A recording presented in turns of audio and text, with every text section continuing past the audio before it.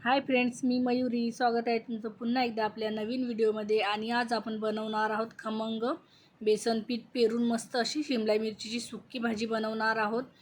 ही तुम्ही टिफिनला पण देऊ शकता. अगदी झटपट बनते आणि चवीलाही तेवढीच मस्त लागते. चला आता रेसिपीला सुरुवात करूया.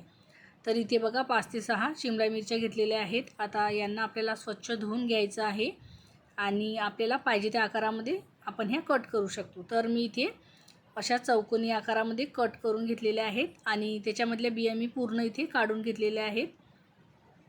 आणि आता गॅसवरती कढई गरम करून घेतली आणि आता याच्यामध्ये आपल्याला बेसन पीठ भाजून घ्यायचं आहे. 3 ते 4 चम्मच बेसन पीठ मी इथे वापरणार आहे. तुम्हाला जर कमी वापरायचं असेल तरी चालेल.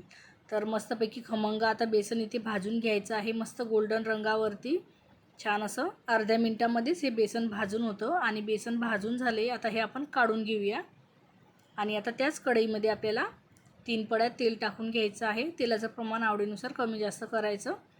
तेल गरम झाले. आता याच्यामध्ये जिरं टाकून घेते. जिरं फुलले. आता याच्यामध्ये आपण ठेचलेला लसूण टाकून घ्यायचा आणि तुम्हाला पाहिजे असलं तर तुम्ही याच्यामध्ये आलं पण टाकू शकता. आता थोडीशी याच्यामध्ये मी कोथिंबीर टाकली. फोडणीमध्ये कोथिंबीर टाकली की भाजीला आणखी छान चव येते. मस्तपैकी आता हे गोल्डन ब्राऊन रंगावरती परतून घेऊया. अशा पद्धतीने लसूण ठेचून टाकला की त्याचा छान असा सुवास येतो भाजीमध्ये आणि ती खायला पण चवदार लागते एकदम. आता लसूण परतून झालेला आहे आणि याच्यामध्ये आता कट केलेली शिमला मिरची आपल्याला टाकून घ्यायची आहे.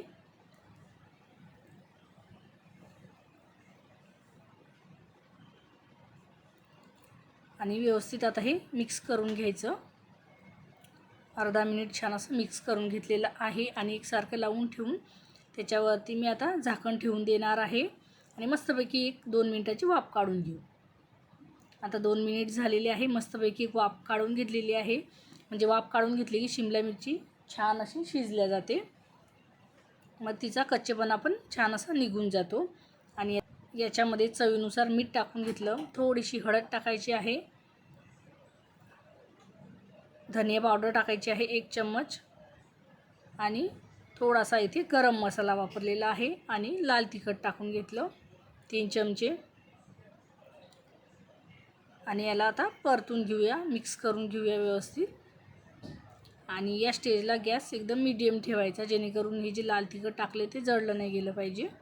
मस्तपैकी आता हे एकसारखं करून घेतलं आणि याच्यामध्ये आता भाजून घेतलेलं बेसन आपल्याला टाकून घ्यायचं आहे आणि छानपैकी हे पण मिक्स करून घ्यायचं. पूर्ण शिमला मिरचीला मस्त असं बेसन लागलं पाहिजे अशा पद्धतीने व्यवस्थित ते मिक्स करायचं. आता व्यवस्थित असं मिक्स करून झालेलं आहे आणि आता आपल्याला याच्यावरती पाण्याचा हबका मारून घ्यायचा आहे. 2 वेळा मी इथे पाण्याचा हबका मारून घेते. म्हणजे अशा पद्धतीने हबका मारला पाण्याचा की बेसन पण छान असं शिजलं जातं. त्याचा कच्चेपणा वगैरे लागत नाही. आणि व्यवस्थित मिक्स करून घ्यायचं पाणी टाकल्यावर पण. आणि व्यवस्थित असं एकसारखं पसरून घ्यायचं कढईमध्ये आणि झाकण ठेवून मस्त अशी 3 मिनिटाची वाफ काढून घेऊया. आता 3 मिनिट झालेले आहेत. मस्तपैकी एक वाफ निघालेली आहे. बेसन पण छान असं शिजलेलं आहे. आता एकदा मिक्स करून बघूया आपण. छान असं मोकळं झालेलं आहे. मस्त शिमला मिरची पण शिजलेली आहेच आपली आणि बेसन पण छान असं शिजलेलं आहे. आणि याच्यामध्ये आता कोथिंबीर टाकून घ्यायची. छान हिरवीगार कोथिंबीर टाकायची. म्हणजे ही शिमला मिरचीची भाजी खाताना छान अशी चव पण येते मस्त. आणि व्यवस्थित आता परत एकदा मिक्स करून घ्यायचं म्हणजे पूर्ण भाजीमध्ये कोथिंबीर छान अशी मिक्स होईल. आणि भाजी मस्त अशी छान मिक्स करून घ्यायची. थोडंसं बेसन असं खाली लागलेलं असतं ते पण मस्त असं काढून घ्यायचं. तसं बेसन खाली कढईला लागल्यामुळे आणखी चव येते भाजीला. आणि आता आपली खमंग बेसन पीठ पेरून मस्त अशी शिमला मिरचीची भाजी रेडी झालेली आहे. आणि तुम्ही भाजी बघूच शकत असाल इथे किती मस्त अशी तयार झालेली आहे आणि खायला पण तेवढीच टेस्टी आहे. वरून थोडीशी मस्त अशी कोथिंबीर टाकून घेतली. आणि आजची रेसिपी तुम्हाला कशी वाटली मला कमेंट करून नक्कीच सांगा. जवळून पण तुम्ही बघू शकता भाजी किती मस्त दिसत आहे. आणि आजची रेसिपी तुम्हाला कशी वाटली मला कमेंट करून नक्कीच सांगा. आजचा व्हिडिओ जर आवडला असेल तर आपल्या व्हिडिओला लाईक शेअर कमेंट्स नक्की करा. आपल्या चॅनलला अजून जर सबस्क्राईब केलं नसेल तर नक्की सबस्क्राईब करा. अशाच आपल्या रेसिपी बघत राहा. आणि चला तर मग परत भेटूया अशाच एका मस्त अशा नवीन रेसिपीसोबत. तोपर्यंत बाय बाय.